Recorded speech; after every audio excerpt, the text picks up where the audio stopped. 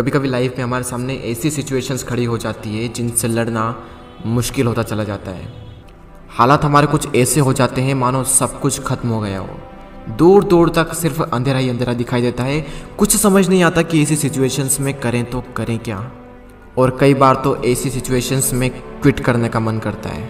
हालात चाहे तुम्हारे कैसे भी क्यों ना हो, एक बात तो तय है कि ये वक्त अभी गुजर जाएगा। चाहे अच्छा वक्त हो या फिर बुरा वक्त, गुजर जाएगा। लेकिन एक बात हमेशा याद रखना कि ज़िंदगी में कुछ भी कर गुजरने की अपॉर्चुनिटीज़ सिर्फ इसी वक्त में मिलती है, अगर उस सिचुएशन में क्विट ना किया जाए तो। क्योंकि विनर्स जो होते हैं वो कभी भी क्विट नहीं करते, और जो क्विट करते हैं वो कभी भी विनर्स नहीं बनते। आप क्या चाहते हैं, एक एवरेज लाइफ या फिर एक स्टैंडर्ड लाइफ? जब आप सड़क पर निकलो तो लोग आपको इग्नोर करें, या फिर जब आप सड़क पर निकलो तो हर इंसान की नज़र आप पर हो? क्या चाहते हैं आप, लोग आपसे ये कहें कि इंसान कुछ नहीं कर सकता, या फिर ये कहें कि ये बंदा कुछ ना कुछ करके दिखाएगा, ये बंदा कुछ चेंजेस ला के दिखाएगा? लेकिन कैसे करेगा? क्विट करके। मर जाना लेकिन क्विट मत करना। चाहे परिस्थिति कितनी भी विपरीत क्यों ना हो, कभी भी क्विट मत करना।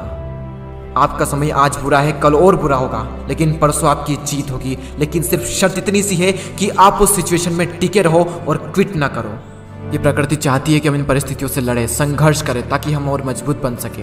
क्योंकि ये परिस्थितियां आती है हमें मजबूत बनाने के लिए, ना कि हमें कमजोर बनाने के लिए। ये प्रकृति चाहती है कि आप और कामयाब बने, इसलिए आपके साथ कुछ न कुछ बुरा होता रहता है। और ना सिर्फ आपके साथ, बल्कि इस दुनिया में मौजूद हर इंसान के साथ हर समय कुछ न कुछ बुरा होता रहता है। ये प्रकृति का नियम है, हम इसमें कुछ नहीं कर सकते। हमारा क्या कर्तव्य है? हमें सिर्फ इतना सा करना है कि टिके रहना है, चाहे परिस्थिति कैसी भी हो। मैं आपको एक छोटी सी कहानी बताता हूँ। एक बार एक बायोलॉजी के टीचर अपने स्टूडेंट्स को एक तितली के बारे में बता रहे थे, और उन्हें वे ये प्रैक्टिकली दिखा रहे थे कि खोल में से तितली कैसे निकलती है। और वो टीचर ये कहकर चले गए कि कोई भी स्टूडेंट्स उस तितली की मदद नहीं करेगा। वहाँ पर जितने भी स्टूडेंट थे वो ध्यान से उस खोल में से तितली को निकलते हुए देख रहे थे। तभी एक स्टूडेंट को उस पर दया आ गई, और उसने उस तितली की मदद की उस खोल से बाहर निकलने में, और सफलतापूर्वक वो तितली उससे बाहर निकल गई। और उस स्टूडेंट की वजह से उस तितली को कोई संघर्ष नहीं करना पड़ा, कोई ज़्यादा मेहनत नहीं करनी पड़ी उस खोल से बाहर निकलने में। लेकिन वो तितली थोड़ी ही देर में मर गई। जब टीचर वापस लौटे तो उन्हें पूरी घटना मालूम हुई। तब उन्होंने अपने स्टूडेंट को बताया कि वो तितली जब संघर्ष करती है तो उससे उसके पंखों को मजबूती मिलती है। यही प्रकृति का नियम है। उस तितली की मदद करके उस स्टूडेंट ने उस तितली को संघर्ष करने का मौका नहीं दिया, और यही परिणाम हुआ कि वो तितली मर गई। संघर्ष ही जीवन है, संघर्ष ही आपको मजबूत बनाता है। इंग्लिश में कोट से नो पेन नो गेन। संघर्ष तो करना पड़ेगा चाहे कुछ भी हो जाए, और इसमें कोई बहाना नहीं, नो एक्सक्यूजेस। जो विनर्स होते हैं या तो किसी काम को करते ही नहीं, और अगर वो किसी काम को करते हैं तो उसमें कभी भी कोई भी बहाना नहीं बनाते।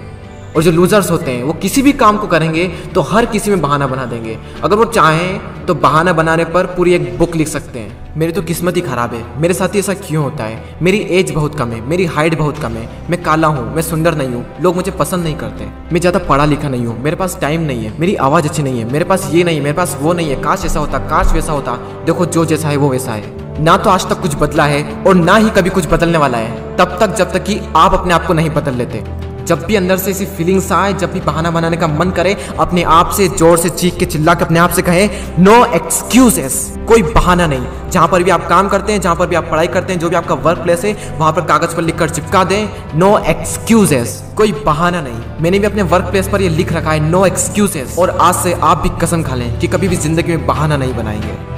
आज आप लोग भी कमेंट में लिख कर जाएं नो एक्सक्यूजेस, ताकि मुझे पता चले कि कितने लोगों ने इस वीडियो को पूरा देखा। मैं आपसे मिलूंगा अगले वीडियो में। जय हिंद, जय भारत।